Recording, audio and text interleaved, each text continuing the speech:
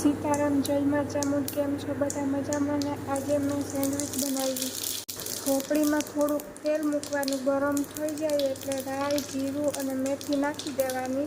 અને તમને ભાવતી હોય તો વઘાણી પણ વઘારમાં નાખવાની થોડી. પછી એમાં ડુંગળી ને મરચું નાખી દેવાનું. ડુંગળી લાલ થઈ જાય એટલે એમાં હળદર, મીઠું, ચટણી નાખી અને મિક્સ કરી નાખવાનું અને એ વઘારને ચડવા દેવાનું.